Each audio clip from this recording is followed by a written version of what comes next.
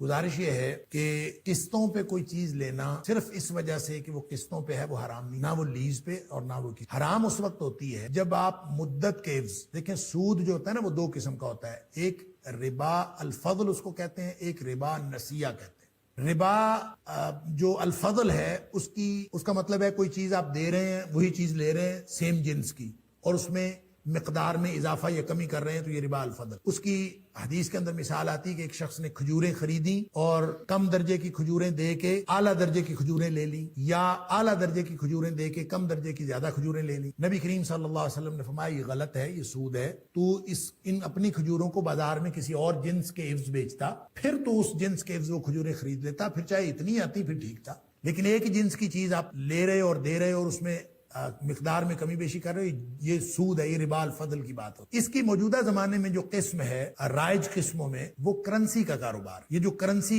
Note جو ہوتے ہیں وہ 10,000 کی دتھی ہے، وہ 10,000 کی ہے، آپ اس کو 10,000 کے ساتھ 200 روپے 500 روپے وہ زائد لیتا ہے. وہ جو زائد لیتا ہے یہ سود ہے، یہ ربا الفضل میں آتا ہے. اور اگر وہ یہ کرے کہ ڈالرز میں آپ سے پیمنٹ لے لے، جنس تبدیل کر لے، ریالوں میں پیمنٹ لے لے، تو پھر وہ ہو سکتا ہے آپ اس کو زائد پیسے دے سکتے ہیں اگر وہ جنس تبدیل ہو جائے. جنس ایک رہے تو یہ ربا الفضل. دوسرا ہے ربا نسیہ. ربا نسیہ جو ہے وہ مدت کے عوض سود ہوتا ہے. مدت کے عوض آپ پیسے بڑھا دیں تو یہ سود ہے، اور اس کی بہت ساری شکلیں ہیں. اور یہ جو بینکوں کی پروڈکٹس جتنی چل رہی ہیں، وہ چاہے پیسے قرض لینے پر ہوں یا کوئی چیز قرض پر لینے پر ہوں، یا مکان آپ لیز کروا لیں، مکان کوئی چیز بنانے کے لیے قرض لے لیں، کسی بھی طرح کے لون پر جو پیمنٹ ہوتی ہے وہ سود میں آتی ہے. اس لیے کہ آپ پیسے لیتے اور ہیں دیتے اور ہیں. لیتے 10 لاکھ ہیں، واپس آپ 20 لاکھ 15 لاکھ دیتے ہیں، تو یہ ظاہر ہے کہ وہ سود ہے کیونکہ وہ مدت کے عوض دیا جاتا ہے. بعض اوقات ایسا ہوتا ہے کہ کوئی چیز جو ہے وہ آپ اس چیز کی قیمت مقرر کر لیں. ادھار قیمت اور نقد قیمت اور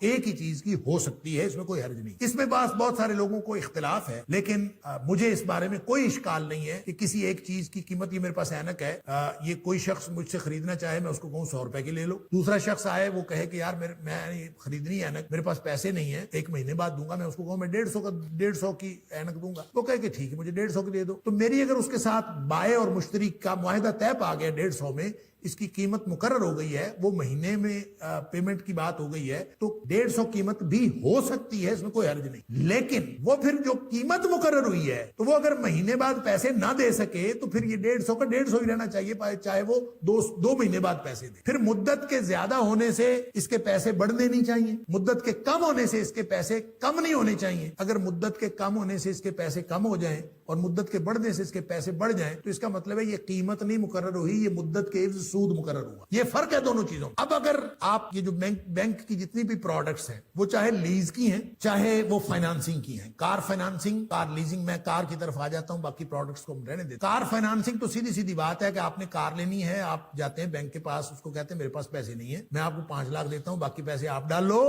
اور بازار سے مجھے گاڑی خرید کے دے دو. وہ کہتا ہے ٹھیک ہے میں آپ کو بازار سے گاڑی خرید کے دے دیتا ہوں، لیکن میں اتنے کی دوں گا. بازار سے وہ لیتا ہے 20 لاکھ کی، آپ کو کہتا ہے میں 30 لاکھ کی دوں گا. اب بعض لوگوں کا خیال ہے کہ یہ بھی جائز ہے. اس لیے جائز ہے کہ بینک، یہ تو تجارت بینک نے کی نا، بینک نے بازار سے گاڑی خریدی 20 لاکھ کی، آپ کو 30 لاکھ کی دے دی. آپ کو منظور ہے 30 لاکھ کی تو لے لیں، نہیں منظور تو نہ لیں. اب آپ قسطوں میں 5 سال میں 3 سال میں اس کو پیسے دیتے ہیں. تو بعض لوگوں نے یہ جو شریعہ کمپلائنس بینک ہیں جتنے بھی البرکہ ہے، یہ بینک اسلامی ہے، یہ جو جتنے بھی اسلامی بینک چل رہے ہیں وہ اسی بنیاد پر چل رہے ہیں. اسی طرح المیزان بھی ہے. بات جو کرنے کی وہ یہ کہ اس میں اگر وہ قیمت ہو 30 لاکھ گاڑی کی تو وہ جائز ہے، لیکن وہ قیمت ہے کہ نہیں ہے وہ اس کے معاہدے سے آپ کو پتہ چلے گا.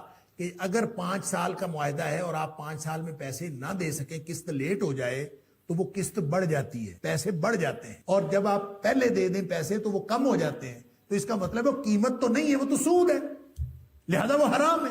اگر وہ پیسے کم زیادہ نہ ہو، وہ قیمت مقرر کی ہوئی ہو تو پھر کوئی حرج نہیں ہے، یہ ہو سکتا. لیکن ایسی کوئی پروڈکٹ میرے نظر میں نہیں.